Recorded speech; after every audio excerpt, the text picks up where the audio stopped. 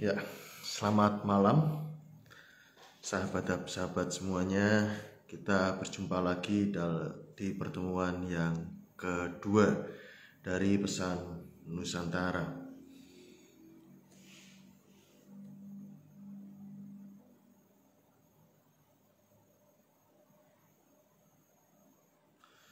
Kita mengambil tema menjadi radikal dalam beragama, dalam keberagaman, ya. Apakah mungkin? Radikal beragama dalam keberagaman, apakah mungkin? Dan malam hari ini kembali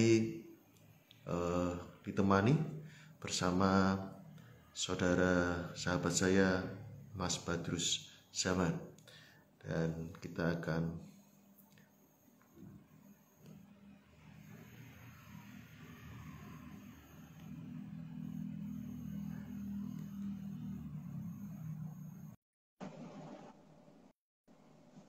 selamat malam. Ya, sesaat lagi kita akan mulai perbincangan kita pada malam hari ini.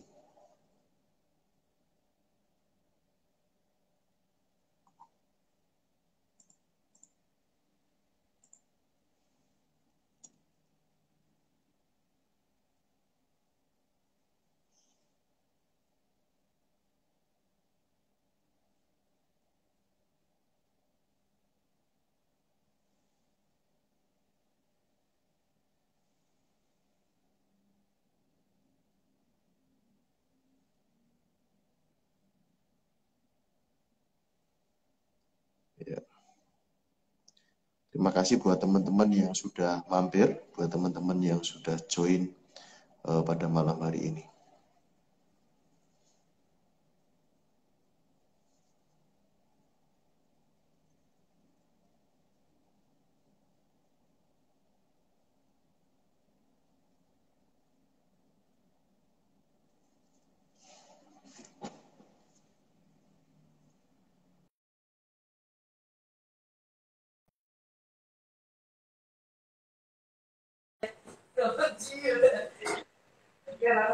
Selamat malam, Mas Albert. Suara saya kedengaran nggak ya?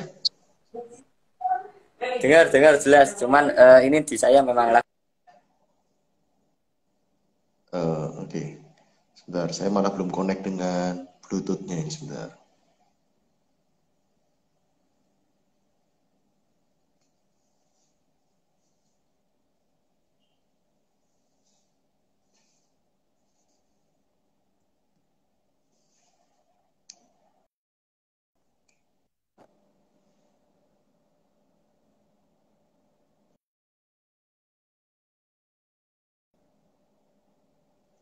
Ya, terima kasih buat teman-teman yang sudah join. Ya, ada kendala teknis sesaat, dan kita akan menantikan bergabungnya kembali Mas Badrus ya bersama-sama dengan kita semua.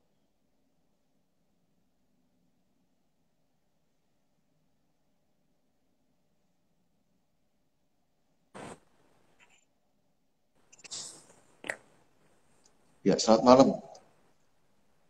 Selamat malam, Mas Albert. Ya. Sugeng Dani. Iya, posisi saya di Solo nih, Mas. Solo. Iya. Deket ya. Lagi mudik. Wah, emang ini saya lagi mudik. Iya. Oke.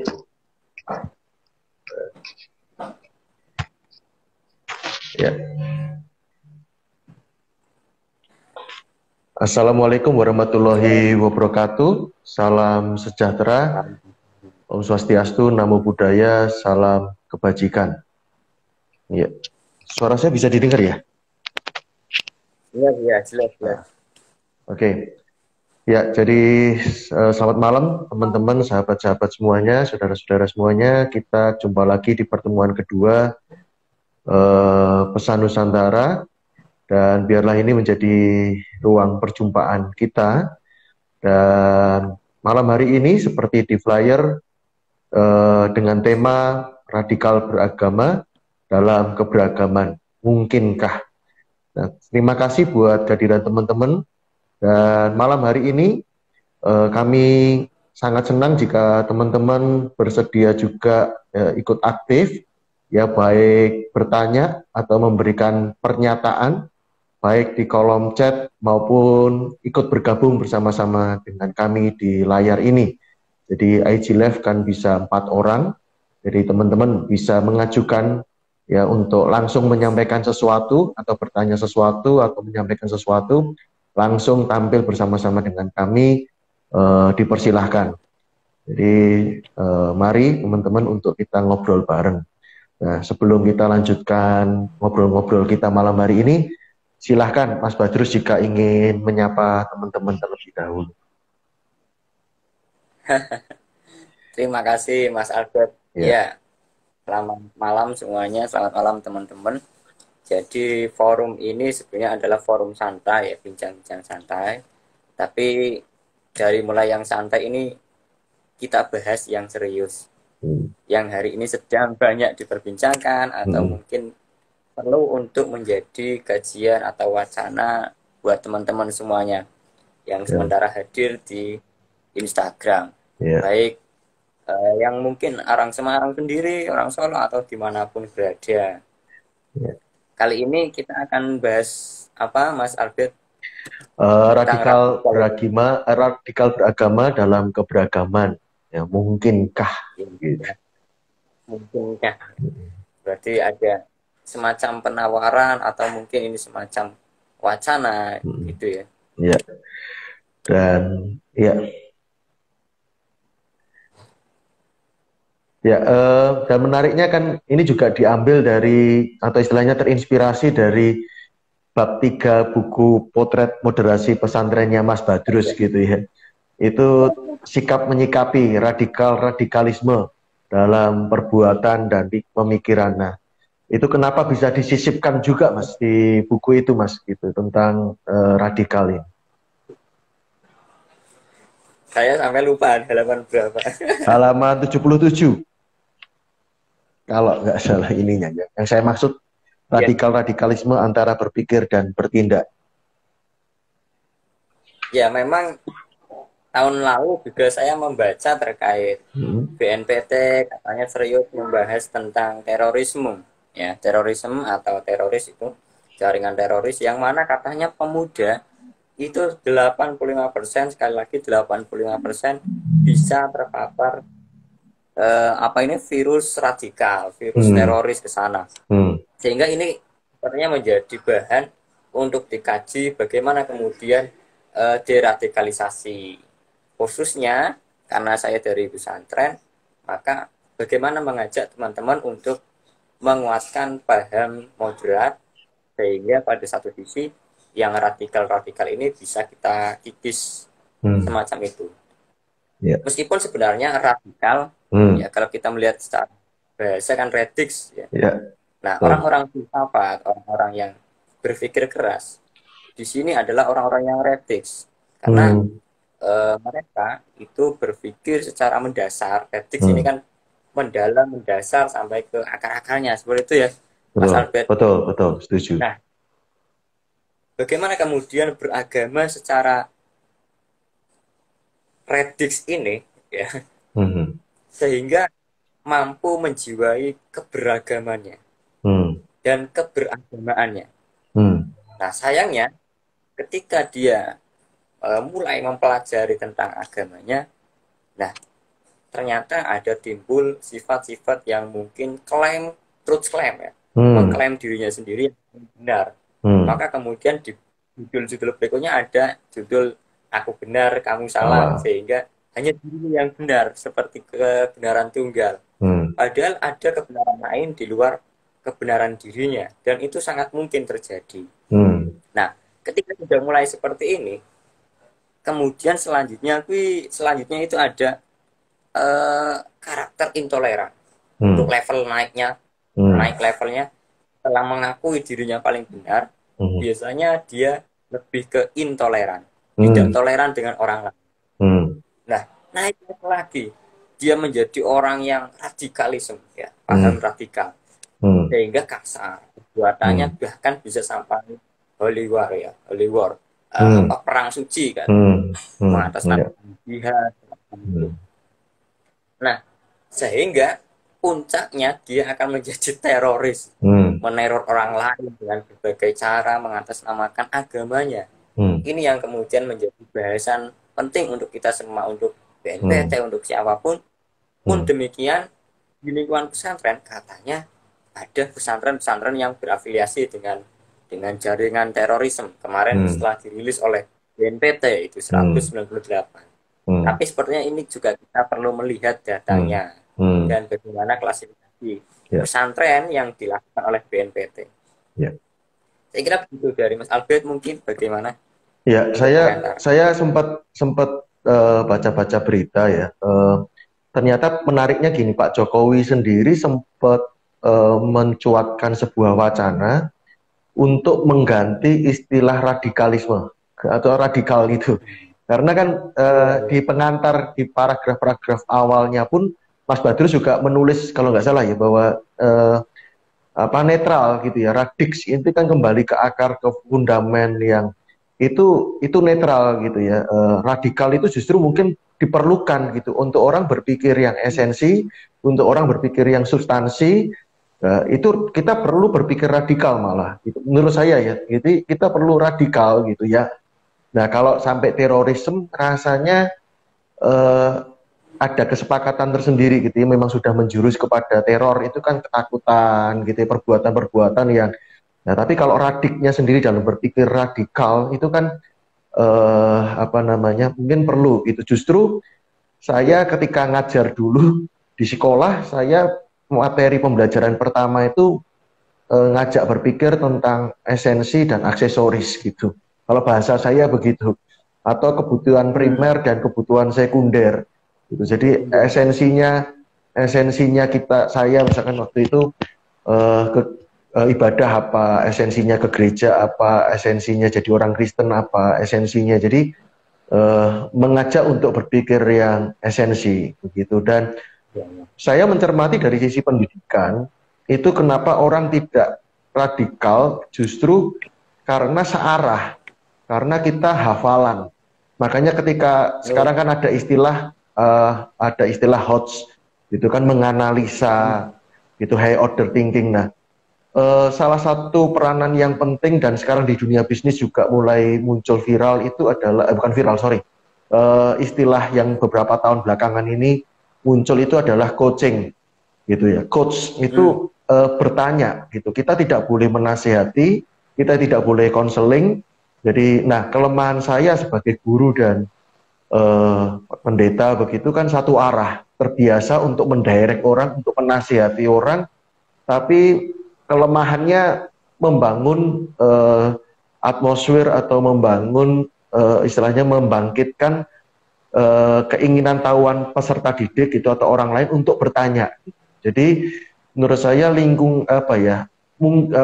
saya terkesan gitu ya ada apa istilahnya kegiatan keagamaan yang kemudian dikasih kesempatan untuk peserta itu bertanya. Itu menurut saya menolong kita untuk berpikir radikal, mempertanyakan sesuatu.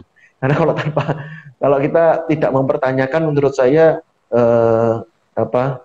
kurang radikal ya. Jadi radikal itu menurut saya dimulai dari mempertanyakan, bertanya gitu. Mungkin pandangan saya di awal begitu, kira-kira. Ya, benar sekali ya. Seperti tadi Jinan sampaikan, di buku ini pun di bagian 3 antara radikal dan radikalisme, ya kan? Bertindak dan berpikir. Nah, di bagian akhir dari artikel ini kan disebutkan bahwa akhirnya radikal ini bagus kalau kita bawa pada konsep berpikir yang mendasar, ingin tahu segala hal, sehingga informasi yang kita dapat itu tidak sampai disinformasi. Bahkan kalau memang itu lebih baik lagi, ya kan? Al-Quran di dalam Islam, Al-Quran banyak sekali mengutarakan bahwa kita harus berpikir, kita harus bekerja lebih keras, kita harus melihat secara cermat. Apalah takilun, maka kamu tidak berpikir. Apalah tatafakkarun, apakah kamu tidak mengangan-angan, berkontemplasi. Apalagi apalah yang jurun, apakah kamu tidak melihat apa yang ada di alam, ya? Nah, ini adalah ajakan-ajakan dari Al-Quran bagaimana kemudian mengajak kita untuk berpikir, berpikir, kemudian pun tidak hanya dengan akal. Di Al-Quran itu berpikir pun harus dengan hati. Hati juga bekerja. Sehingga apa yang kita dapat ini pada nantinya tidak sampai memandang sebelah mata bahwa di sana ternyata ada kebenaran lain. Nah, ini yang kadang menjadi tugas kita kan, wah, yang satu sudah benar atau mungkin saya sudah merasa benar, tetapi kemudian orang lain disalahkan. Ini yang kemudian bibit-bibit dari radikal ini semacam ini. Dalam diri kita kok kemudian ngotot bahwa diri saya yang paling benar, orang lain salah. Ini bibit-bibit dari paham radikal biasanya seperti ini. Dia tidak toleran dengan yang berbeda dengan diri kita. Ya. Nah, teman-teman yang sudah bergabung, silahkan jika ada pernyataan atau pertanyaan. Ya, dan mungkin malam ini saya juga minta tolong Mas Badrus untuk menolong ini ya, terhadap ini chat yang masuk, karena kacamata saya lagi ada masalah. Jadi malam hari ini saya tidak terpapar radikalisme karena belum follow Yai Badrus. Ya, leres. Oke. Yai Sayyid. Beliau Ciputat sekarang. Iya. Oke. Ya.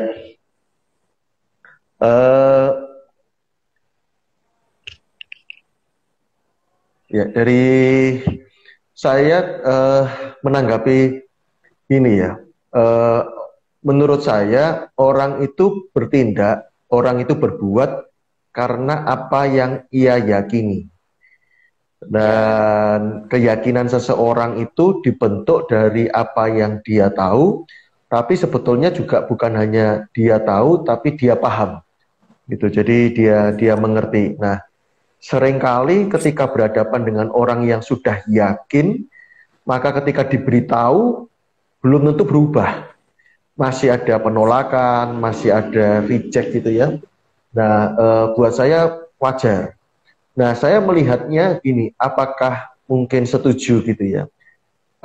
Orang-orang yang yakin gitu ya, dirinya paling benar, itu mungkin juga karena apa yang dia tahu sedikit.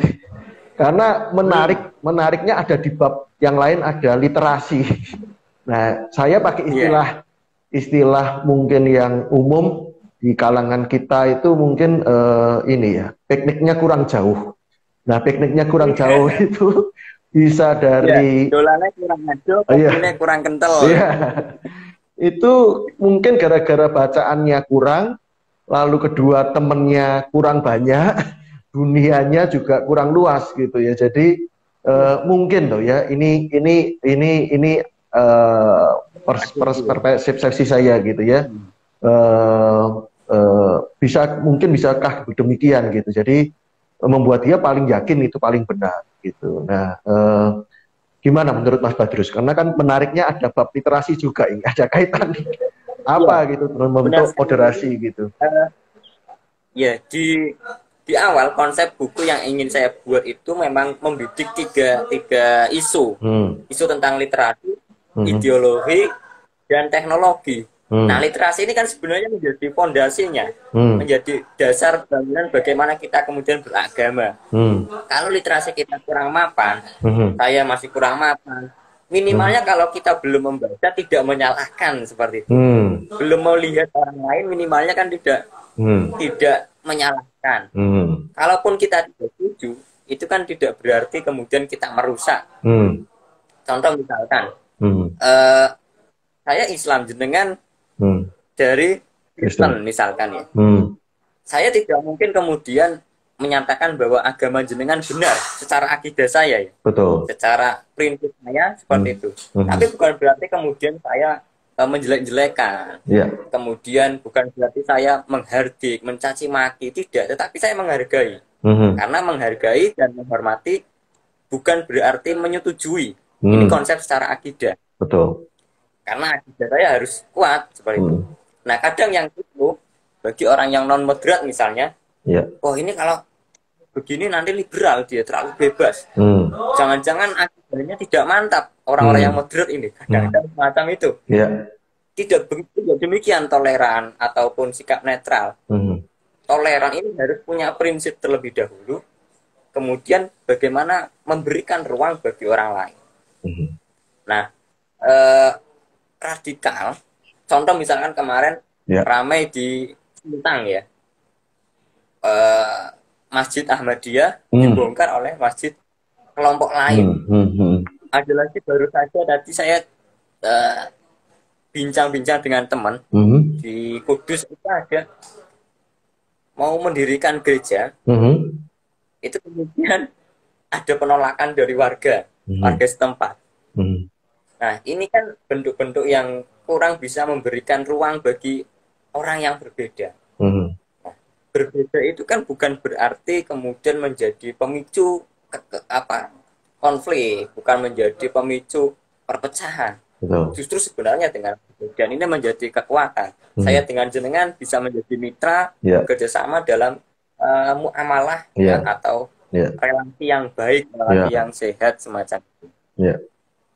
Nah, literasi itu tadi, makanya kalau kita membacanya kurang, minimal kita tidak menyalahkan, tidak mudah membuat statement, justifikasi, menghakimi orang lain salah. Minimalnya seperti itu, kalau kita belum banyak membaca.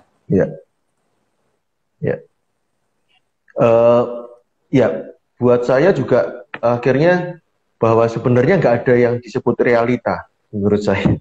Karena realita yang benar-benar terjadi itu ya sudah apa istilahnya yang kita rekam, yang masuk dalam persepsinya kita itu sudah dibumbui gitu, sudah ada filternya, itu sudah ada istilahnya sesuai dengan keyakinan kita, terus kepribadian kita lebih tertarik. Jadi baru-baru ini minggu yang lalu saya ikut pelatihan, lalu di layar itu ditampilkan gambar pemandangan air terjun gitu. Nah, saya tuh entah kenapa kok bisa jawab seperti itu juga bingung saya gitu. Artinya gini, pertanyaannya sederhana, apa yang Anda lihat dari gambar ini gitu.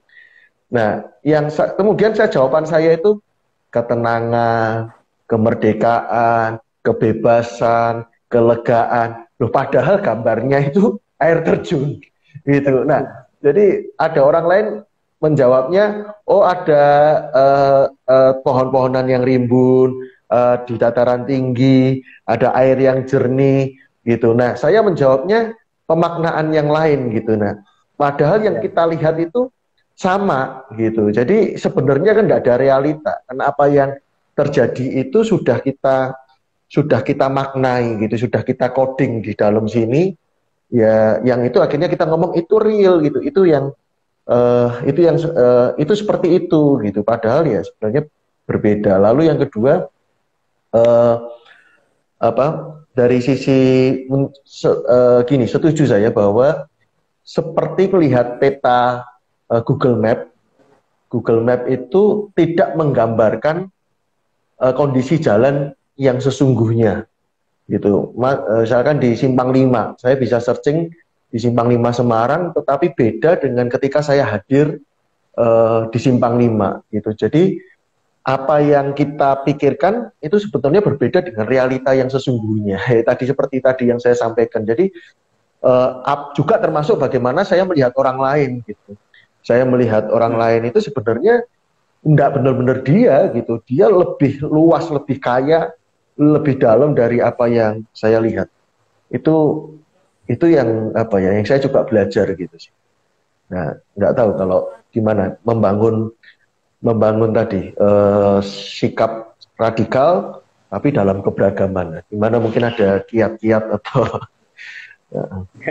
nah, ini ya dulu itu ketika zaman Nabi, ketika zaman Nabi Muhammad, itu ada sahabat mengolok-olok sesembahan non-Muslim ya, mencaci maki, menjelek-jelekan. Nah, dari situ kemudian turun ayat Al-Quran bahwa kata Allah itu, cara bahasa sederhananya, umatmu itu tolong jangan bikin gaduh lah. Jangan menjelek-jelekkan sesembahan umat agama lain. Jangan kemudian mencaci maki. Karena nanti saya juga bakal dicaci maki oleh mereka semacam itu. Artinya dari sini bahwa Islam mengakui adanya perbedaan, adanya banyak agama, banyak kepercayaan semacam itu. Meskipun mungkin nanti ada kajian tentang wahdatul adyan atau kesatuan agama-agama. Itu filsafat perennial ya, kalau nggak salah. Di beberapa Muslim misalnya Syed Hussein Nasr, bagaimana agama sesungguhnya adalah ya ketundukan, kepasrahan, kedamaian, esensi-esensinya. Nah, kemudian menjadi berbeda itu karena tangan atau cara berpikir manusia, cara pandangnya, nah itu kemudian yang menjadi berbeda. Nah, bicara tadi misalkan bagaimana kemudian menjadi radikal, tapi tanpa radikalisme, tanpa menjadi teroris, tanpa menjadi ekstrim. Nah, ini kemudian menjadi PR sebenarnya. Pertama adalah kita harus banyak membaca, benar, dengan tadi membaca menjadi sebuah kunci. Tidak hanya membaca saja, kemudian kita diskusikan, kita dialogkan, kan dengan yang berbeda ya, dengan yang berbeda, sehingga membuka wacana baru. Meskipun kita sudah punya prinsip ya, kita sudah punya prinsip. Nah, lalu kita tidak mudah latah ya, tidak mudah kagetan, tidak mudah gumun. Istilah sekarang mungkin FOMO ya, fear of missing out gitu. Apa-apa diikuti semua, sehingga kita mudah terombang-ambing, mudah terpengaruh. Lalu bagaimana memandang manusia? Setiap manusia memiliki potensi akal, potensi hati. Nah, potensi ini yang kemudian menjadi bekal mencari kebenaran, mencari kesejatian, ya, mencari substansi, esensi apa yang dipelajari. Sehingga simbol-simbol ini bisa jadi ditinggalkan. Mungkin ketika awal menjadi pengkaji, simbol-simbol masih disukai. Belakangan ketika sudah melihat banyak lebih wacana kajian, itu kemudian saya lebih suka dengan esensi, saya lebih suka dengan substansi. Nah, dengan semakin banyaknya pengetahuan, kata Gus Dur, tolerannya semakin tinggi ya, rasa tolerannya semakin tinggi. Gus Dur mengatakan seperti itu. Nah, ini bisa kita lihat banyak di tokoh-tokoh yang sudah kita kenal. Justru dengan semakin mengenal banyak orang, dengan semakin mengenal pengetahuan, dengan semakin mengetahui bahkan di luar kepercayaan kita, toleran kita akan semakin tinggi. Begitu Mas Albert mungkin ya. Dari jenengan mungkin. Sepakat tadi yang tentang ikut-ikutan itu ya, ikut-ikutan tren itu ya. Memang kita harus belajar, kita harus tahu, tapi juga punya pengalaman gitu. Artinya seperti ini gitu, ruang-ruang perjumpaan. Jadi memang harus ngalami, karena untuk jadi sebuah keyakinan baru atau mengubah keyakinan, ya dari yang tahu juga harus paham. Dan pemahaman itu menjadi lebih utuh, lebih komplit ketika ada di dalam praktek. Bukan hanya sekedar bacaan buku, bukan hanya sekedar teks gitu ya, teks, tapi juga dalam kehidupan. Nah, kalau dari kisah di Alkitab sendiri juga ada sih, bahkan murid-murid Yesus tuh pernah protes gitu loh, kok ada orang lain pakai nama Yesus gitu ya, bikin mukjizat gitu ya, apa enggak lebih baik disingkirkan aja gitu, apa lebih baik enggak dihukum aja begitu ya, kita cegah begitu, karena bukan kelompok kita gitu. Tetapi sebuah pandangan yang baik juga adalah waktu itu Yesus menjawabnya, kalau mereka enggak melawan kita, ya mereka bukan lawan kita gitu. Jadi, nah ini kan yang seringkali karena mereka bukan kelompok kita, maka itu harus diperangi gitu. Nah, tetapi Yesus menjawabnya kebalikannya. Selama mereka enggak melawan kita, yaitu mereka bagian dari kita, mereka di pihak kita, mereka sama. Itu dari sisi Alkitab sih ada sih buat saya menarik gitu ya. Jadi ya walaupun artinya gini, zaman Yesus saja udah ada pengikutnya yang model begitu, ya tolong dimaklumi kalau sampai hari ini ada pengikutnya yang modelnya juga eksklusif gitu kan. Itu ini yang zaman Yesus masih hidup aja udah ada bibit-bibit begitu ya, sampai hari ini kalau sampai ada jejaknya, bekasnya, pengikutnya model begitu ya tolong dimaklumi gitu ya. Jadi itu sih, jadi nah, atau mungkin nggak Pak, yang akan hilang ya, orang-orang yang eksklusif menutup diri mungkin nggak pernah hilang, mungkin selalu ada. Benar. Nah, menarik juga ini Mas, saya melihat ini ya, maksudnya mencoba istilahnya pengen tahu, penasaran kenapa ada literasi, lalu kemudian radikal, terorisme, dan kemudian ada jihad. Ya, ini mungkin perlu. Nah, saya sendiri setuju dengan apa yang Mas sampaikan di buku, karena menurut saya usaha itu ya, keletihan atau ada perjuangan itu, istilah jihadnya itu di Alkitab sendiri juga merangkum dua hukum yang terutama, kasihlah Tuhan dan kasihlah sesama, itu cuma dengan satu permintaan aja. Satu katanya itu adalah segenap. Jadi kalau segenap itu all out, habis-habisan gitu. Jadi ya itu menurut saya pemaknaan jihad gitu ya, pemaknaan jihadnya ya totalitas itu tadi. Nah, gimana dengan, nah ini kenapa ada literasi, yaitu terorisme, radikal terorisme dan jihad. Ya, ini ya, hampir semua pembahasan terkait dengan judul-judul di sini memang saya mulai dari arti kata dulu.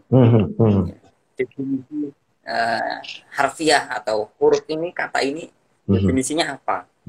Kemudian nanti disesuaikan dengan kondisi ya, kontekstualisasinya seperti apa. Misalkan terkait dengan jihad. Jihad ini dalam Islam, jahadah, ini mana sesungguhnya kan kesulitan, kesukaran, ya. Artinya upaya yang keras, seperti itu. Nah, upaya yang keras ini konteks dulu, nah, ketika zaman Nabi, konteksnya dulu masih ada perang. Nah, konteks perang pun dalam Islam ini tidak bisa kemudian memulai untuk memerangi, tidak ada istilahnya Islam memulai untuk berperang. Yang ada ketika ada dari lawan, dari musuh menginvasi ataupun mencoba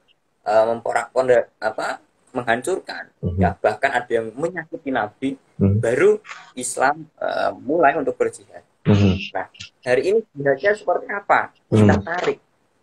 Nah, yang kita ambil ini makna semangat jihadnya, bukan bentuk jihadnya. Contoh misalkan jenengan sebagai pengajar, dianya jenengan menjadi pengajar yang tulus, yang semangat memberikan ilmu pengetahuan kepada siswa-siswanya, semacam itu. Jadi bentuk jihad ini banyak sekali. Betul. Karena tadi makna yang ini adalah berupaya menjadi orang yang berjuang, orang yang berkeras menempuh pada jalan Tuhannya, jalan Allah, kalau jalan Nah, misalkan sebagai suami, ya jihadnya menafkahi keluarganya. Sebagai anak, jihadnya berbakti, belajar, ya, menekuni bidang, menekuni minatnya. Jadi jihadnya ini luas. Maka kemudian jihad kok ada yang jahat. Nah, ini berarti pemahamannya belum diluruskan. Misalkan ISIS ataupun kelompok-kelompok transnasional misalnya yang mengarah pada peperangan, ya misalnya harus seperti ini, harus perang. Nah, konteks di Indonesia hari ini kan damai, tidak ada peperangan. Mungkin beda ketika masih ada kolonialisme ya, Belanda atau Jepang. Boleh jihad kita, kata Mbak Hasyim Asy'ari, ya kita harus melawan Belanda, ini jihad fisabilillah, kata Mbak Hasyim. Akhirnya keluarlah revolusi santri. Nah, ini melahirkan jihad perang memang, karena medan perang, melawan musuh. Kan? Dan kenapa kok kita melawan? Karena mereka menjajah, mereka mengambil semua apa yang ada di Indonesia dan kedaulatannya. Hari ini jihadnya ya tentu dengan konteks sekarang, misalkan jihad bil medsos, misalkan perang wacana, perang apa, boleh kita membuat konten-konten yang sederhana mungkin, yang bisa dinikmati oleh semua orang dengan bahasa-bahasa yang ringan, yang mudah dicermati. Nah, jihadnya ini kemudian menjadi luas.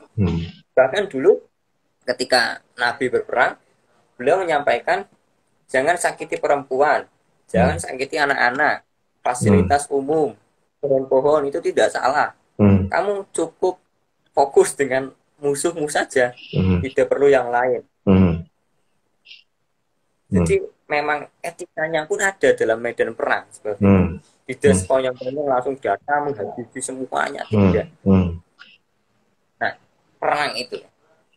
Jadi jihad ini tidak hanya perang saja, makanya kemudian hari ini bagaimana misalkan saya sebagai santri, sebagai pelajar, belajar ya tafakuh fiddin, belajar tentang agama, belajar tentang apapun yang masih menjadi kewajibannya.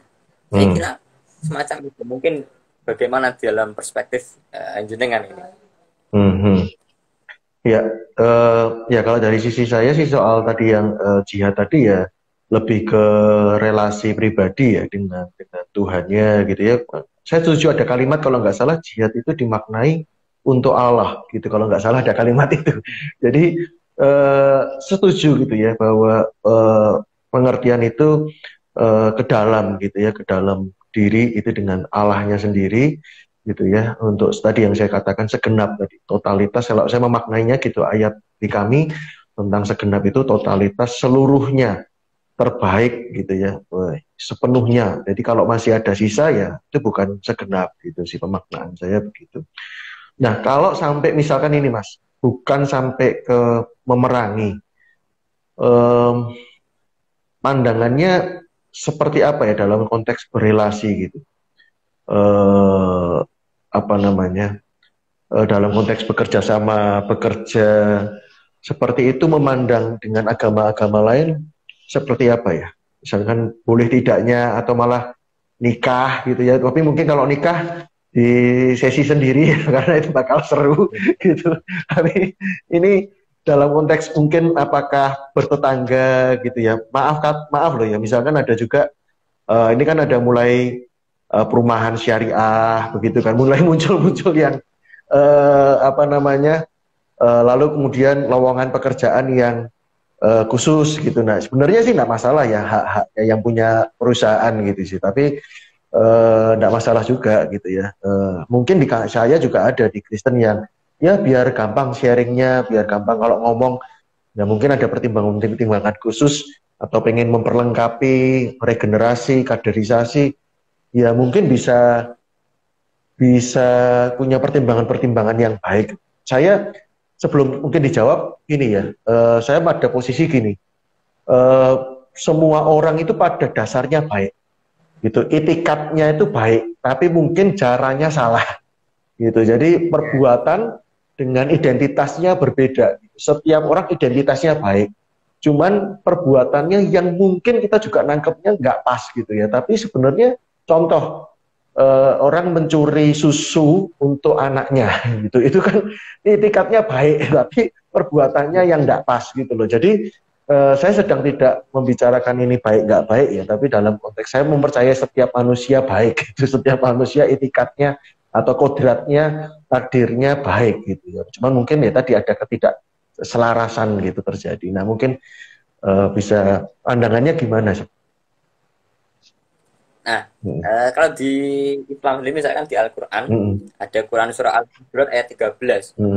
Di sana mengatakan, ya ayuhannas, para manusia, inna khalaqnakum, sungguhnya kami Allah, itu menciptakan kalian semua, min zakarin, dari laki-laki, wa unsa, dan perempuan, wa ja'alnakum, dan menjadikan kalian semua syu'uban, berbangsa-bangsa, wa qabail, bersuku-suku, berkelompok-kelompok.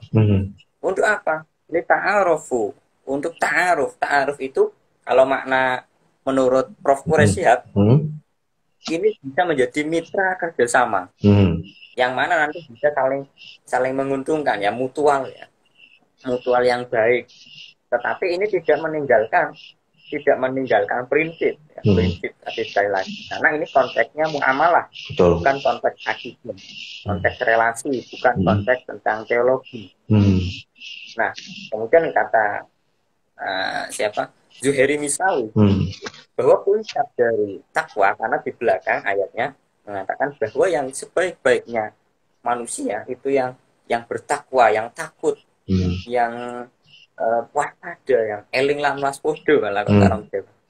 Itu apa ya? Itu toleransi, bagaimana hubungan dengan manusia lain dan yang berbeda, yang tadi yang kobain, berbeda agamanya, berbeda sukunya, berbeda kelompoknya, ini bisa kemudian tenggang rasa. Tenggang rasa saja tidak cukup, naik level, bisa menjadi mitra kerjasama. Ini yang kemudian menjadi luar biasa. Jadi tidak hanya berbeda menerima perbedaan, tapi mampu menjadikan orang lain itu yang berbeda menjadi mitra kerjasama dan menjadi umat muslim ya maju, baik peradaban atau kajian dan sebagainya, dakwahnya. Satu sisi yang sini juga menguntungkan untuk mereka. Seperti itu yang ya mungkin masih sulit untuk kita hari ini saja. Misalkan tadi masih banyak penolakan pembangunan rumah ibadah, masih banyak yang sesama muslim saja masih ada. Tapi mungkin di agama jenengan mungkin juga ada. Betul. Ya, kalau soal gimana? Ada yang mau ditambahin? Ya, monggo Mas. Nah, saya sih mengiyakan tadi kalau ditanya soal perbandingannya dengan tadi ada pembangunan masjid yang kemudian ini ya kalau ditanya ke saya soal pembangunan gereja, ya saya juga mengakui gitu ada orang bangun gereja bukan karena apa ya, karena tadi egosentris, karena kepentingan diri, yang merasa diri saya benar walaupun sesama Kristen. Makanya ketika waktu kita ketemu tuh ya satu sisi kadang saya nggak masalah sih sebenarnya dipersulit izin gereja gitu. Saya di forum ini saya ngomong apa ya, kalau memang dirasa misalnya dalam satu lingkungan ya gereja banyak, ya buat saya kalau teman-teman muslim protes, teman-teman muslim kemudian bukan menghalangi apa artinya bangun gereja kemudian ada masukan ya buat saya sih wajar ya, yang salah memang Kristen kok gitu ya. Ya buat saya malah sebenarnya bersyukur justru ketika dilarang itu harusnya biar Kristen mikir gitu ya. Ini juga karena hari Minggu dipakainya cuman gedung, pakainya hari Minggu terus nggak bisa berbagi kan, ini lucu gitu loh. Jadi buat saya malu-maluin, sifat kekanak-kanakan di kami pun juga ada gitu ya. Jadi yang saya sebenarnya kalau ini ngomong apa ya istilahnya sisi kemanusiaannya aja gitu ya. Artinya jangan dibakar lah gitu ya. Apalagi ada orangnya di dalam gitu ya. Ya kalau cuma izin dipersulit, nggak dikeluarin izinnya, diprotes. Nah saya sih kok nggak apa-apa gitu ya. Kalau buat saya justru membuat kami harusnya berpikir gitu, untuk apa gedung ibadah? Ya apalagi sekarang COVID gitu. Artinya ketika teman-teman muslim nggak protes saja, COVID ini yang bikin gereja kosong gitu kan. Jadi sama aja suatu saat juga akan dipersulit gitu ya. Kalau sekarang teman-teman muslim nggak mempersulit, COVID yang mempersulit kami ibadah di gereja. Ya itu buat saya nggak masalah, memang suatu saat akan tiba waktunya gitu. Memang ibadah harus dipikir ulang gitu. Kenapa ibadah di gereja gitu, itu harus dipikir ulang sih. Dan kemudian sekarang ada ibadah di dunia metaverse ya. Ya itu harusnya membuat kami berpikir ulang gitu ya. Kalaupun tidak dilarang atau istilahnya tidak diprotes teman-teman muslim, ya sekarang tantangannya dunia metaverse gitu kan. Jadi ya enggak apa-apa nih soal itu ya. Sekali lagi soal kemanusiaan aja sih. Maksudnya ngomongnya baik-baik gitu ya, walaupun diprotes gitu nggak apa-apa saya. Kalau soal izin gereja nggak apa-apa sih dipersulit gitu, nggak usah ya. Saya sih berpikir gitu. Gitu saya. Gitu. Nah ini masih terkait dengan jihad misalnya. Ada ayat-ayat di Al-Quran misalnya, ini orang-orang yang berbeda boleh kamu perangi. Yang berbeda keyakinan boleh kamu perangi. Nah, ini baru sepotong. Misalnya di sini di Quran surah Al-Baqarah ayat 190. Perangilah di jalan Allah orang-orang yang memerangi kamu. Tetapi jangan melampaui batas. Allah tidak menyukai orang-orang yang melampaui batas itu. Nah, di awal memang perangilah di jalan Allah orang-orang yang memerangi. Jadi orang-orang yang memerangi berarti kan lebih dulu diperangi. Terus ada perintah lagi jangan sampai berlebihan. Akhirnya tapi ketika perang yang dilakukan oleh Nabi tidak lebih dulu memerangi, tidak sampai menyakiti kaum perempuan, terus kaum papa yang tua renta, anak-anak, fasilitas umum. Nah, kadang-kadang kita bacanya masih tidak selesai, makanya kemudian pada bagian netral itu ada bila tak selesai membaca, misalnya seperti itu, judul saja. Saya kira barangkali bisa nyambung semacam itu. Oh, ternyata dari kita tidak membaca dengan selesai, dari kita hanya tergiur judulnya aja. Kemudian ada fenomena semacam ini menjadi lebih sulit untuk kita sikapi semacam itu. Misalnya lagi Nabi ketika selesai perang Badar, perang pertama yang menjadi kemerdekaan, simbolnya semacam itu ya bagi umat Muslim, itu mengatakan demikian. Ini baru perang kecil. Adalah perang Badar ketika itu pasukan Nabi hanya 313. Pasukan kaum Quraisy di saat itu ribuan. Tapi menang. Nah, karena menang para sahabat itu ya bersuka cita lah ya. Kemudian kata Nabi Muhammad, ini baru perang kecil. Lalu sahabat bertanya, loh, perang kecil bagaimana Nabi? Wong ini gede segini. Kata Nabi, tidak, ini perang kecil. Perang besar adalah jihad melawan hawa nafsu, jihad melawan dirinya sendiri. Ini yang ternyata perang besar. Ini yang ternyata ada benarnya juga bagaimana kita melawan ego, melawan eksklusi, ya, melawan truth claim, kebenaran pribadi yang lain salah. Ini ternyata perang-perang ini justru lebih sulit ternyata. Nabi sudah memberikan wanti-wanti ya, memberikan peringatan ini lebih besar, perang melawan diri sendiri. Semacam itu. Ini ternyata setelah kita pikir-pikir ada benarnya juga. Bagaimana kita bersikap, bagaimana kita dengan orang lain, bermuamalah relasi semacam itu, membangun nilai-nilai kemanusiaan. Gimana, Mas Agit? Ya, setuju. Ya, musuh terbesar adalah diri sendiri. Itu setuju sekali gitu ya. Dan kalau saya jadi ingat gini ya, di dunia bisnis itu ada 3 rule, hukum silver, golden rule, dan platinum rule gitu. Nah, yang silver rule kan jangan perlakukan orang lain kalau dirimu sendiri tidak ingin diperlakukan gitu. Lalu kalau yang golden rule, perlakukan orang lain seperti dirimu sendiri ingin diperlakukan. Lalu ada platinum rule, ya perlakukan orang lain sebagaimana dia ingin diperlakukan gitu. Nah, ternyata ada transformasi, ada perubahan cara berpikir, ada perubahan makna dalam kehidupan. Dan mungkin juga hal yang sama terjadi di dalam agama gitu ya. Misalkan kalau kita berbuat baik kepada orang yang berbuat baik kepada kita, ya itu biasa. Gitu. Tetapi kalau kita berbuat baik kepada orang yang tidak berbuat baik kepada kita, nah itu mungkin yang lebih, karena membutuhkan energi tadi yang katakan pemaknaan jihad tadi ya, karena letih gitu ya, karena kita terkuras gitu loh untuk berbuat baik kepada orang yang tidak baik dengan kita. Itu mungkin terjadi juga ya, saya nggak tahu ya, tapi mungkin bisa jadi memberi makna gitu. Yang saya pahami gini, manusia itu sebenarnya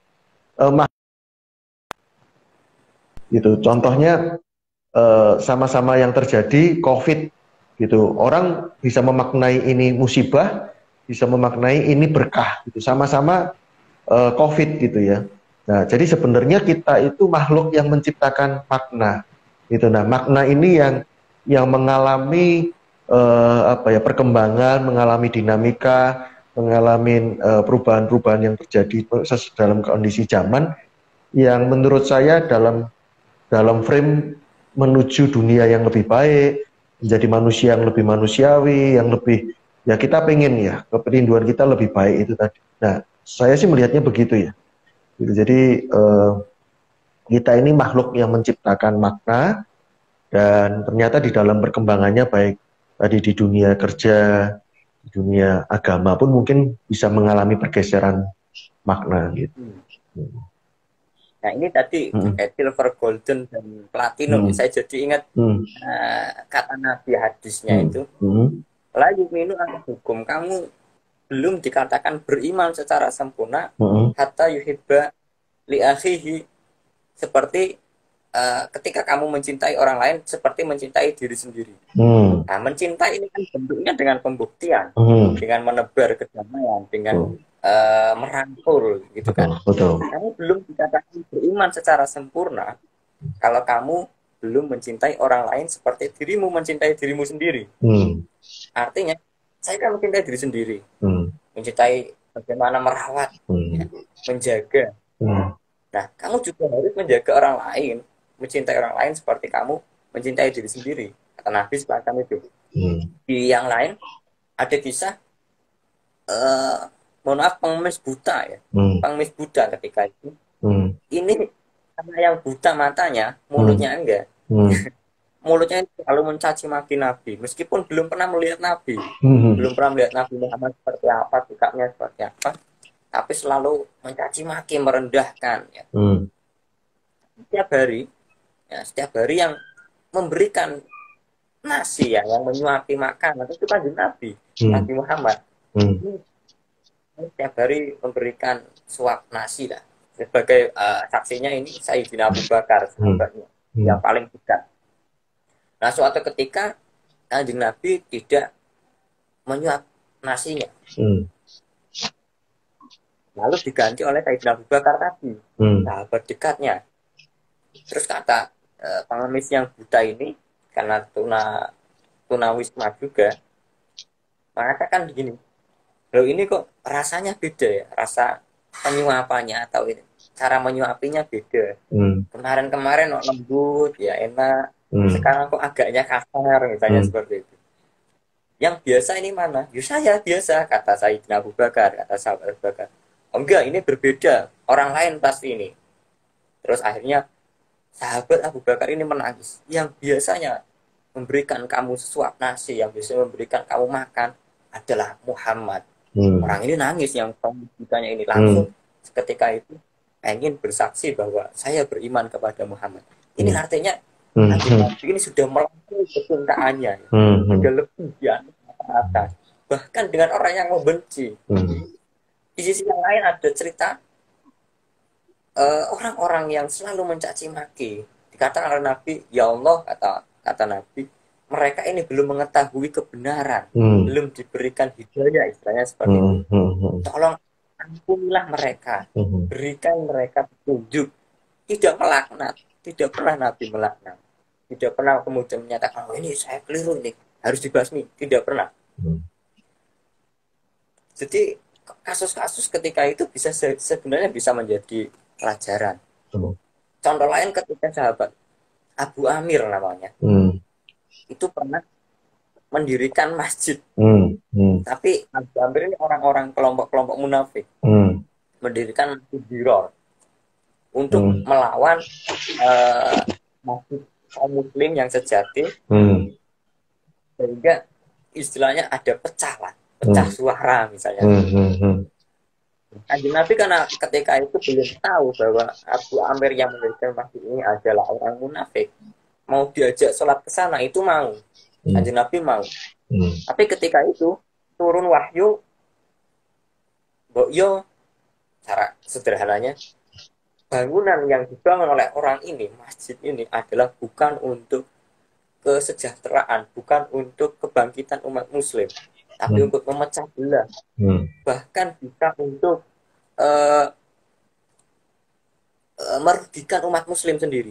Maka jangan kamu sekali-kali sholat di dalam sana, sujud di dalam sana, sehingga Nabi tidak jadi sholat di sana. dibongkar. Nah, masjidnya dibongkar. Nah, masjid dibongkar ini kan konteksnya ketika itu melawan secara nyata bahwa mereka orang munafik melawan menyaingi masjid kaum muslim ketika itu. Nah, konteks membongkar rumah ibadah ini tidak bisa kemudian kita ambil secara parsial ya. Bahwa yang berbeda ini boleh kemudian kita bongkar. Karena ketika itu memang merusak. Hari ini apakah merusak? Merusak diri muslim kan tidak. Tidak mengganggukan apa-apa.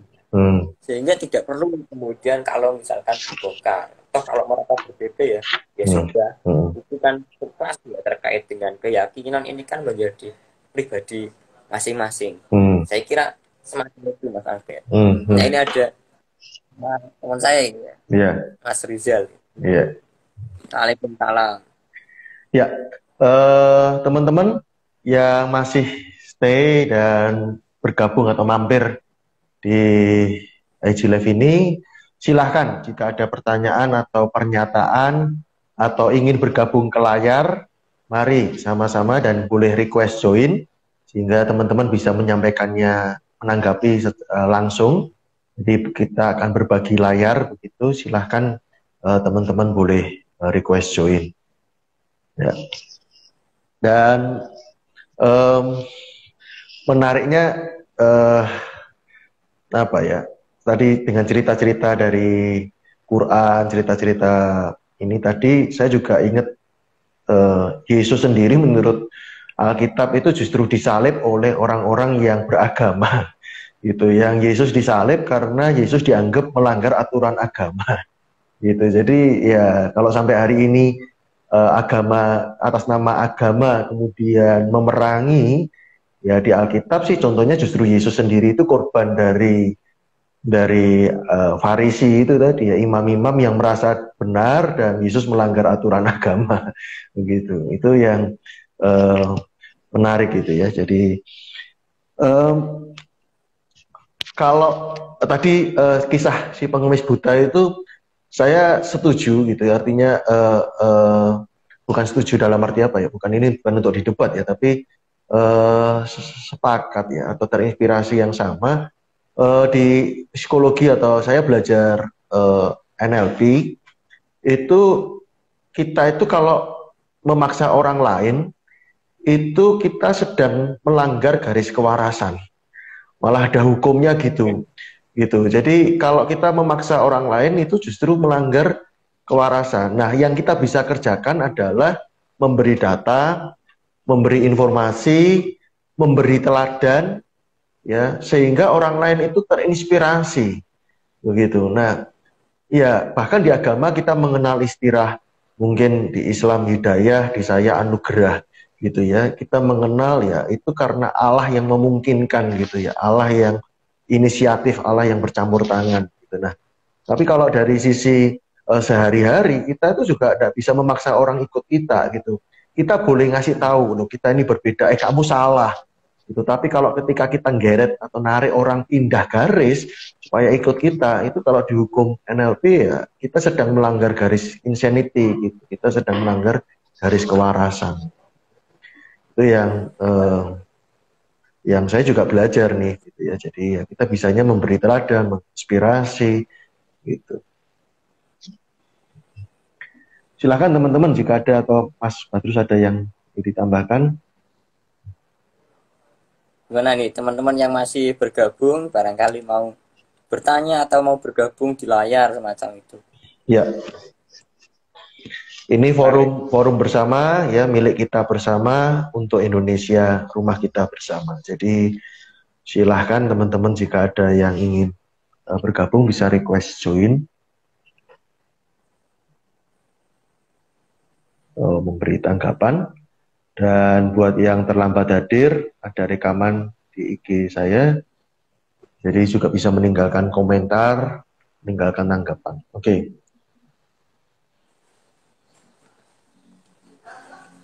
Pengen tahu perspektif pondok pesantren menurut selain agama Islam. Maksudnya bagaimana ini? Saya belum menangkap. pandangan terhadap pondok pesantren, pandangan agama lain terhadap pondok pesantren atau bagaimana?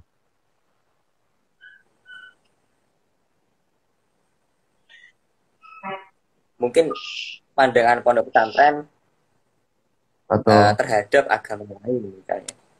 Oh, ya silakan. Melihat agama lain semacam apa? Tapi sebelum dijawab, oh ya teman-teman tadi kalau diperhatiin tadi yang Mas Badrul sampaikan soal mencintai tadi ya, mencintai orang lain itu dengan mencintai diri sendiri, itu kan juga ada di Alkitab, itu justru hukum yang terutama gitu. Dan saya punya prinsip gini ya, punya prinsip ini, cinta itu satu arah gitu. Kalau cinta sampai dua arah itu namanya keadilan gitu. Jadi kalau kita masih minta, loh saya akan mencintai Anda, tapi kok Anda nggak balas atau Anda masih begitu ya, berarti kita belum cinta, tapi kita baru adil gitu. Kita baru menuntut adil. Kalau cinta itu satu arah, cinta tidak menuntut balik gitu. Cinta itu satu arah. Jadi ya silakan kalau tadi soal pertanyaan, oh betul kados niku ya pondok pesantren terhadap agama lain. Oke, silakan. Ya, jadi Al-Quran sendiri memang tidak kemudian menafikan atau menghilangkan umat beragama lain ya. Itu memang ada. Misalkan dalam Quran surah Al-Mumtahanah 7-8, jangan kamu kemudian berlaku kasar dengan mereka yang mengusir dari kampungmu. Kamu bisa berbuat baik, tetap bisa berbuat baik kepadanya. Artinya mereka yang berbeda keyakinan. Artinya di sini ada keyakinan lain yang memang eksis di sana. Atau yang sering populer, agamaku ya agamaku, agamamu ya agamamu. Ini sebenarnya adalah konsensus atau komitmen yang nyata bahwa Islam memiliki prinsip sendiri, akidah sendiri, terkait akidah, keyakinan, teologi sendiri, ya, konsep sendiri. Orang lain yang beragama lain pun memiliki sendiri. Nah, perbedaan itu prinsip. Tidak boleh kemudian dicampur baurkan. Umat Muslim dengan Kristen, dengan Yahudi, dengan Buddha, dengan itu tidak boleh dicampur baurkan. Karena itu suatu yang prinsip. Tetapi dalam hal relasi, bekerja sama, bertetangga, itu boleh-boleh saja. Kanjeng Nabi dengan tetangga-tetangganya yang non-Muslim di Madinah, ini seperti biasa. Bahkan hadisnya itu ada 3. Layu minu ahadukum, ya, apa tadi, hatta yuhibba linafsi, apa hatta yuhibba akhihi, seperti apa linafsihi, saya lupa. Jadi Nabi itu mengatakan kamu mencintai dirimu, cintailah orang lain seperti mencintai dirimu. Kemudian berilah makan, afsus salam, sebarkan kedamaian, keselamatan, wa'atimu ta'am, berikan makan. Kemudian muliakanlah tamumu, kata Nabi, muliakanlah tetanggamu. Ini artinya kan tidak hanya tetangga, kan hari ini kan bisa saja tetangga saya, depan saya persis, depan asrama non Muslim, mereka sering ngasih sesuatu, bahkan 7 hari 40 hari meninggalnya mbahnya itu. Kalau di Nahdliyin kalangan NU ada semacam tahlilan. Betul. Saya belum tahu ini, nanti mungkin saya bisa tanya. 7 hari 40 hari itu ada semacam ibadah seperti itu. Kalau di kalangan NU mungkin tahlil Yasin semacam itu. Ya mereka memberi sesuatu. Dari kami ya memberi sesuatu, entah itu bentuknya apa kan. Artinya kan ada timbal balik sebagai tetangga. Nah, tapi eksistensi orang lain yang berbeda keyakinan bukan berarti kemudian kita mencampur baurkan dengan keyakinan orang lain. Nah, kemudian menjadi tidak jelas teologinya apa atau keyakinannya apa. Tetapi menghormati, sekali lagi tadi, bukan berarti kemudian menyetujui apa yang diyakini oleh orang lain dalam hal kepercayaan. Itu memang tadi batas-batasnya itu jelas. Tapi terkait dengan amalah monggo, yang penting itu tidak merusak keyakinan, tidak merusak akidah, sehingga eksistensi umat lain tetap ada. Bahkan tidak hanya umat beragama lain, dalam Islam sendiri banyak sekali. Misalkan mazhab ini ada perbedaan dalam Islam, kajian fikih, misalnya fikih itu ada 4 mazhab besar, misalnya 4 mazhab besar.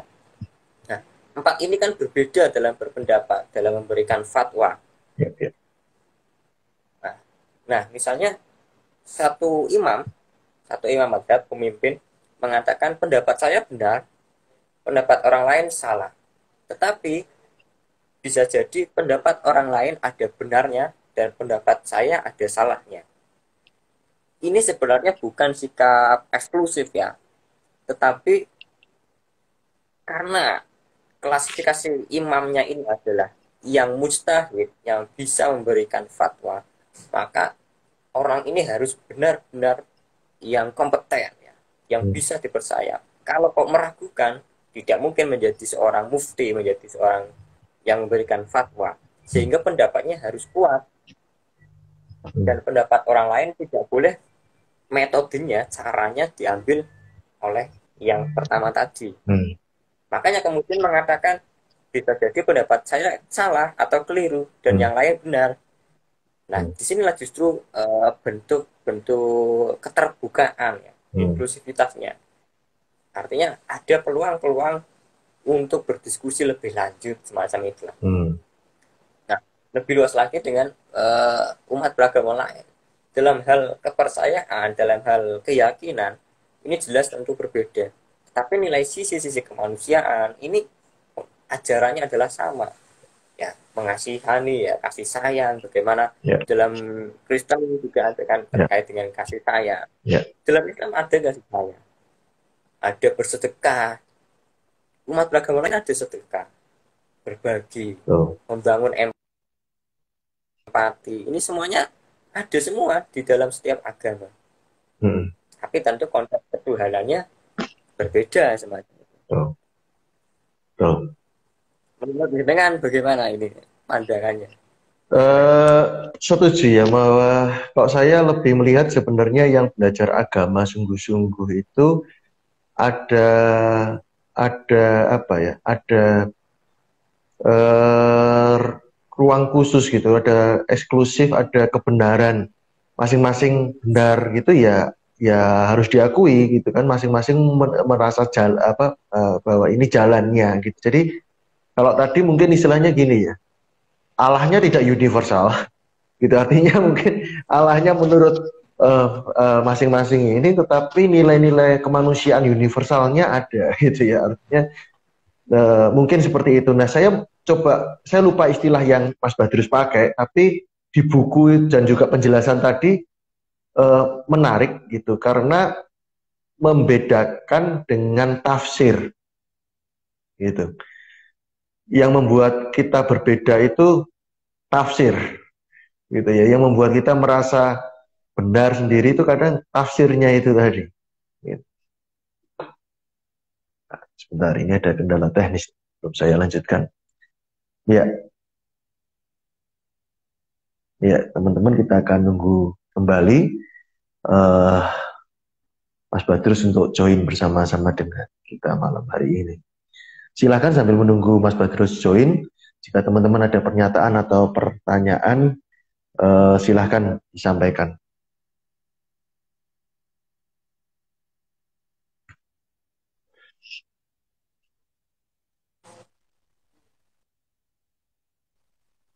Ya. Tadi saya sampai pada ini Mas, saya sempat membaca dan juga tadi sering disampaikan Mas Badrus. Jadi sempat Mas Badrus tulis di buku dan tadi sering kali disampaikan, yaitu kata tafsir gitu, yang sering kali yang membuat kita berbeda ini kan tafsirnya itu tadi.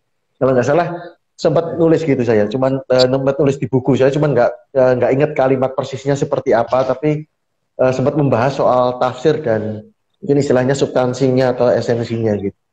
Tapi di makna ya, bagian apa saya lupa. Iya, saya juga ini tadi gitu. Jadi apa di Kristen ya, kalau teman-teman juga lihat itu ya, ada banyak gereja ya, sebenarnya masalahnya ada di tafsirnya gitu ya. Alkitabnya cuma satu yang membuat jadi varian dan akhirnya merasa diri benar, dan ini di tafsirnya itu sih.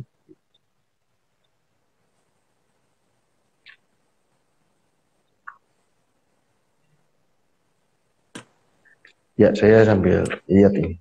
Atau mungkin ada tanggapan lain. Ya. Ini gini. Dalam hal ini, misalkan di Al-Quran ya, terkait menafsirkan Al-Quran. Al-Qurannya ini mutlak benarnya. Nah, Al-Quran ini kan perlu penjelasan lebih lanjut, lebih dalam, karena tidak semuanya bisa dipahami. Betul. Nah, kemudian ada para mufasir, orang yang menafsirkan. Lah, tafsir ini kan hasil bacaan dari mufasir, orang yang menafsirkan itu tadi.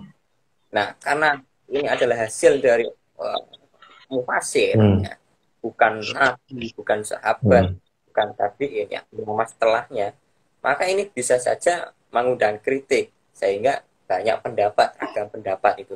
Nah, sebagai orang yang bijak, kita patut mengapresiasi hasil penafsiran orang, hasil penafsiran ulama. Nah, satu sisi kita juga harus berpikir lebih lanjut bagaimana tafsir ini selalu berkembang, menyesuaikan zaman, sehingga tidak sampai tafsirnya ini kurang relevan lagi. Dulu mungkin relevan, misalnya ketika ditulis pada zaman itu. Hari ini kita tanya, relevankah? Kalau tafsirnya demikian, maka tafsir ini selalu berlanjut dengan satu Al-Quran yang sama. Maka ini salah satu keajaiban Al-Quran adalah ditafsir bagaimanapun masih tetap bisa memiliki makna yang lain. Maknanya bisa seluas mungkin. Ini salah satu sisi kemujizatannya. Itu tadi terkait ragam tafsirnya.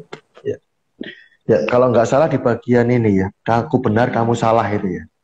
Itu ada kalian pilih mazhab atau nabi itu kalau nggak salah, terus kemudian dilanjut dengan penjelasan tentang tafsir kalau nggak salah.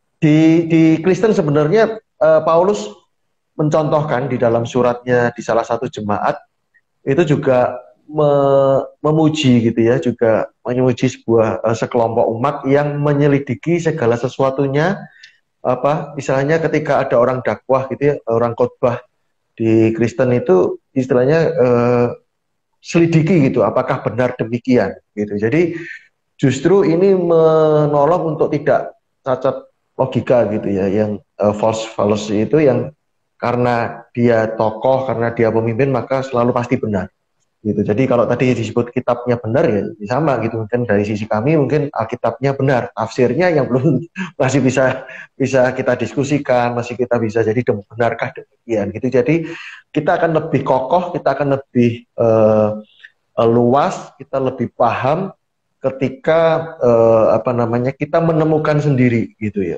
Sama seperti pendidikan yang dicekokin, pendidikan yang dihafalkan dengan pendidikan yang menemukan, discovery tentu beda gitu ya. Pengalamannya, kekuatan orang, pemahamannya ketika diberi dengan discovery, menemukan sendiri tentu berbeda gitu. Dan di kami juga mendorong untuk orang menemukan sendiri yang substansi, menemukan sendiri tadi benar tidaknya ya. Itu kalau dari saya ya, dari Kristen.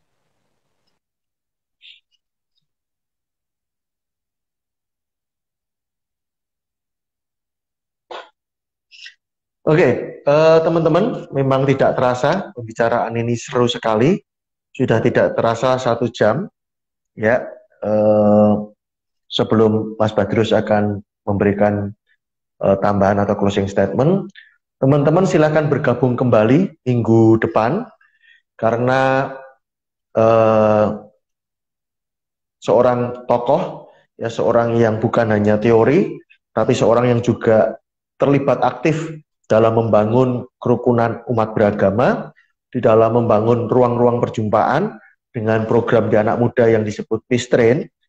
Nah, Bapak Ahmad Nurkolis akan bersama-sama dengan kita minggu depan, ya, dan itu akan seru karena beliau juga berkiprah bukan hanya Peace tapi juga pernikahan beda agama. Nah, kita akan ngobrol-ngobrol lebih lanjut, lebih luas, lebih sehari-hari, ya, case-case yang kita temuin di kehidupan anak muda.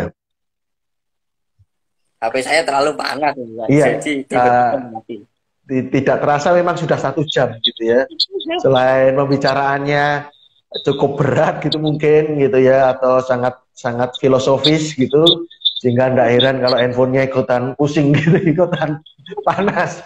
Jadi tadi saya baru sementara Mas Badrus tadi balik itu ya, saya sedang menyampaikan untuk teman-teman siapapun yang menonton baik langsung maupun rekaman, untuk bergabung kembali minggu depan karena Pak Ahmad Nurkolis bersama-sama dengan kita, ya cukup seru gitu ya, karena terlibat banyak juga dengan anak-anak muda, dan ada pernikahan beda agama, ada peace train, jadi mungkin cukup kita bisa lebih kalau hari ini mungkin ada sedikit filosofis gitu ya, jadi minggu depan kita akan lebih real, lebih yang sehari-hari kita temui.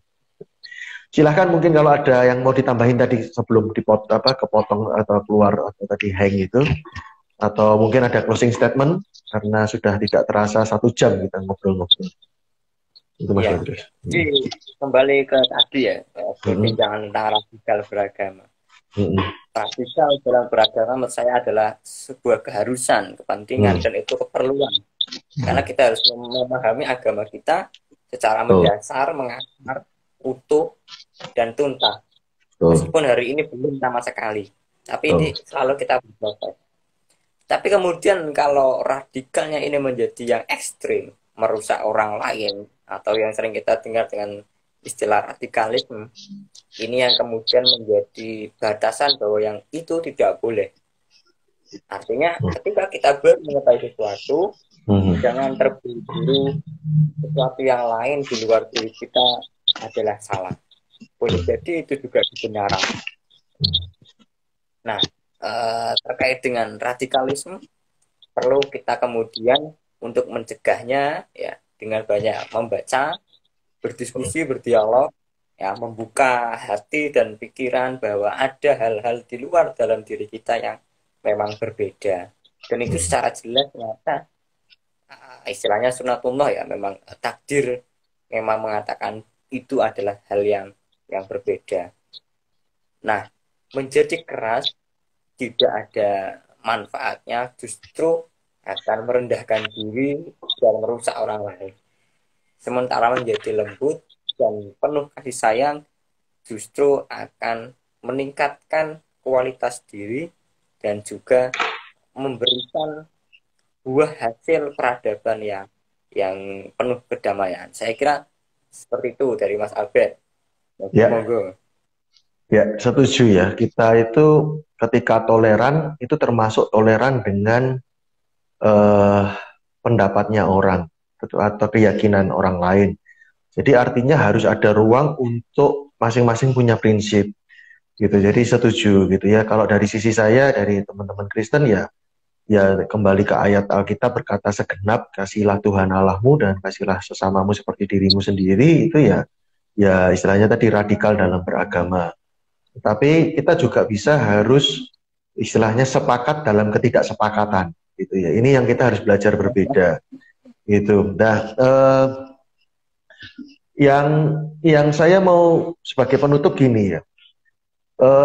Untuk teman-teman, khususnya teman-teman Kristen gitu ya, enggak teman-teman Muslim ya dipertimbangkan sendiri masing-masing, tapi lebih ke gini, saya melihatnya gini, kita ini tumbuh di Indonesia yang tidak asing dengan dunia mistis gitu. Nah, saya setuju pribadi bahwa manusia itu pada hakikatnya manusia roh gitu. Jadi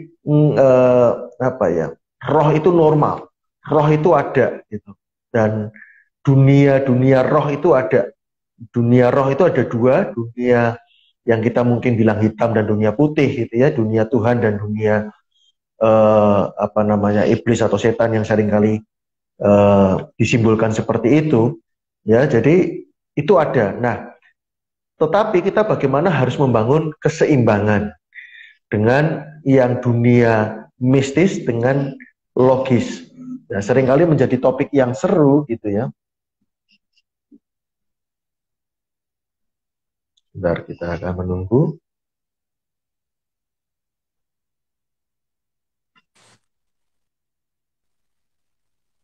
Ya, saya tadi barusan menyampaikan gini, Mas. Ini pandangan saya ya. Jadi kita ini kan tumbuh di mana terbiasa dengan dunia roh, dunia mistis, dunia klenik gitu ya istilahnya. Nah, saya sendiri setuju gitu bahwa roh itu nyata gitu ya. Jadi ada juga istilah yang istilahnya mungkin ada hitam putih gitu ya. Artinya ada Tuhan yang roh dan dunia istilahnya kita ngomong setan atau iblis gitu ya. Tapi juga kita manusia sendiri, menurut saya mendefinisikan manusia sendiri itu makhluk roh gitu. Makanya kita bisa mencari Tuhan yang roh itu, bisa berkomunikasi kontak dengan roh. Nah, maksud saya ketika dalam dunia agama mungkin perlu keseimbangan di mana kita supranatural dan natural gitu, yang supranaturaly natural, naturally supranatural, antara yang iman dan nalar, antara yang dunia mistis dengan dunia logis gitu ya. Ini kan keseimbangannya kita gitu, dan makhluk manusia yang membedakan dengan makhluk lain itu kan akal budi gitu lah. Ketika kita memberdayakan akal budi kita, bertanya, berpikir kritis, menurut saya juga bagian dari mensyukuri anugerah itu sendiri sih gitu ya. Jadi bagaimana menyeimbangkan itu. Nah, kemudian gimana cara berpikir kritisnya, ya tadi literasi, membangun relasi yang lebih luas gitu ya, membangun keluar dari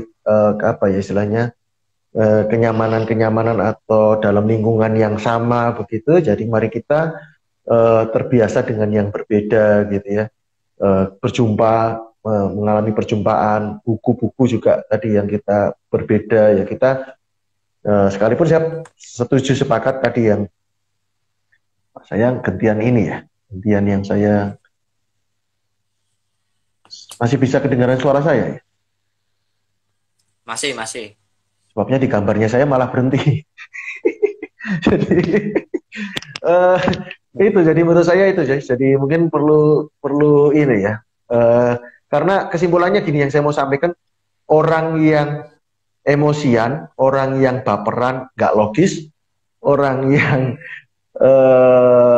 apa namanya, yang logis nggak baperan gitu. Jadi supaya kita membangun keseimbangan gitu, yang nggak gampang tersulut oleh apa ya, provokasi, oleh hal-hal yang apa tadi, kalau bahasanya Mas Badrus tadi kan itu baru membaca judulnya gitu ya. Tadi baru judulnya aja, nah supaya orang tidak gampang terpengaruh ya, supaya tidak ini ya, berarti harus kemampuan berpikirnya yang harus dibenahin atau ditingkatkan, kemampuan berpikir kritis ya, kembalinya tadi membaca literasi, membangun pergaulan yang luas seperti itu. Itu sih dari saya. Ya. Ada hal lain atau kita mungkin akhiri? Karena handphonenya kita sama-sama pusing ini kelihatannya. Terlalu berat sebenarnya. Ya boleh ditutupkan mungkin. Ya, oke. Ya, terima kasih buat teman-teman. Malam hari ini sekali lagi silahkan bergabung minggu depan. Kami undang, kami ajak teman-teman untuk ngobrol bareng minggu depan di hari Kamis minggu depan, untuk ngobrol bareng ya, bersama-sama kita kembali. Terima kasih Mas Badrus untuk perbincangan kita malam hari ini. Terima kasih. Dan terima kasih buat teman-teman yang sudah hadir, bergabung, dan sudi mampir di FIG. Silakan kalau Mas Badrus juga ingin menutup atau menyapa teman-teman, silakan. Ya, terima kasih Mas Albert, terima kasih buat teman-teman yang sudah nonton. Jangan lupa tadi minggu depan nanti kita bakal bersama dengan beliau Pak Ahmad Nurhalis ya. Ya. Beliau ini juga di Kabar Damai di ICRP begitu ya. Ya. Dan sebenarnya perbincangan ini sebenarnya diskusi santai, teman-teman yang bergabung bisa bertanya langsung atau bahkan mungkin bergabung secara langsung dengan kami melihat di layar semacam itu. Saya kira seperti itu, Mas Albert. Monggo Ya. ditutup mawon. Ya, terima kasih dan selamat malam. Assalamualaikum warahmatullahi wabarakatuh.